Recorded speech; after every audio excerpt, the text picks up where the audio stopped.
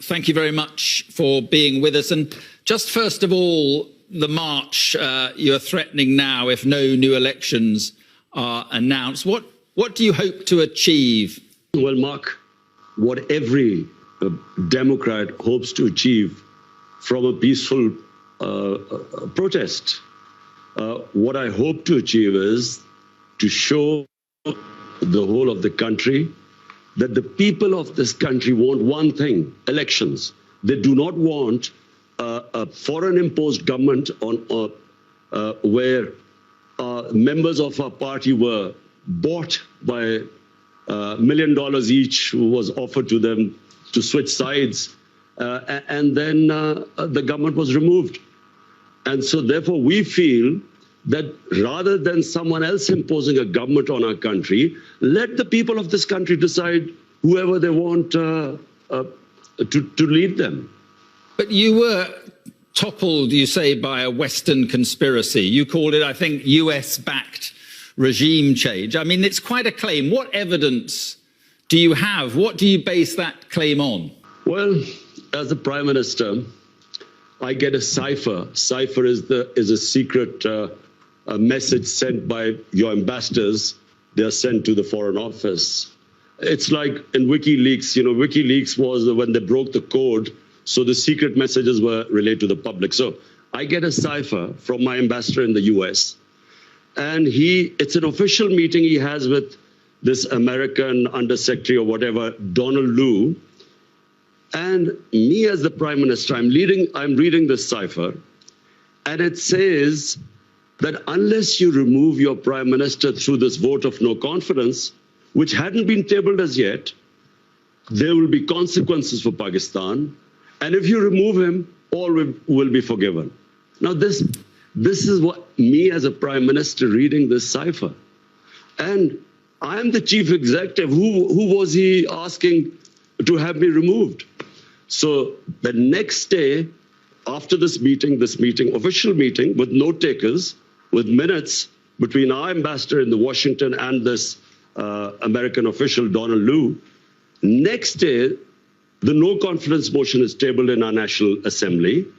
And then members of our party, which I told you were offered these huge sums to switch sides, they start leaving our party. Our allies leave our party. And just to remind you that at this time, in the last 2 years, Pakistan's growth rate was 5.6% last year. This time was 6%. It is one of the highest growth rates in Pakistan's history. Right. Our industry was booming, exports record, remittances record, tax collection record. We cope with the coronavirus. We are considered one of the 5 top countries which saved the people and our economy and our poor people from the virus. So there was no reason for the government suddenly to be removed, because since we've been removed, by the way, the economy has gone in a tailspin. The US completely deny this, and you say that the US wanted you out because of your foreign policy, which was increasingly anti-Western and clearly favouring China and Russia. Do you regret the ties with Russia, specifically given what's happened in Ukraine? Mark, in that cipher, Donald Lu is asking our ambassador that the Prime Minister, Imran Khan, was solely responsible for his decision to tour Russia. Now, the ambassador kept trying to explain to him that this was a tour which was planned long way back, long way before Ukraine. Secondly, all stakeholders, the Foreign Office, the military establishment, we were all on one page because the military wanted hardware. We wanted to buy gas because we got depleting gas reserves. We wanted to, and this was 6 years ago, this contract was being negotiated. And we wanted to buy wheat from Russia. So the problem, let me just get coming. The problem is that on the very day that Putin invaded Ukraine, you shook hands with him in the Kremlin. That suggests, at least that you endorse what he's doing in Ukraine. Mark, how the hell was I supposed to know The day I landed in Moscow, Putin was going to go into Ukraine. But remember, you didn't need to go ahead with the meeting. Even then, from my statement as Moscow was, I have never believed in military solutions. So never did I endorse that. Ours was totally a bilateral meeting. It was planned long before. So point I'm trying to make is that we didn't realize that when I would reach there, that Putin would go into Ukraine. How was I supposed to know? And how could you be punished for that? But do you accept that what Russia is doing is an illegal act of aggression? Do you condemn what Russia is doing? Mark, I am against all military operations. I was against Iraq war. I was against the US going into Afghanistan consistently. I'm against military solutions in Ukraine to solve problems. But point I'm trying to make is that to hold me responsible, and in this cipher, it was only me being held responsible, while our ambassador was telling us that this was long before the store was planned. The purpose of going there were bilateral things we had nothing to do with. But even so, the problem is that the ties you have with Russia and China suggests that you went ahead with that meeting, that human rights are secondary to trade for you. Russia is waging a war on its neighbor, killing civilians. China has a terrible record on human rights, repressing the Uyghurs and other minorities. Mark, I was elected by 220 million people of Pakistan to serve them. My number one priority is there are 50 million Pakistanis below the poverty line. I was not elected for them to correct all the wrongs that are going on in the world. My responsibility was my country. And so all my relationships, whether it was with China, with the United States, with Russia, were for the benefit of our own people.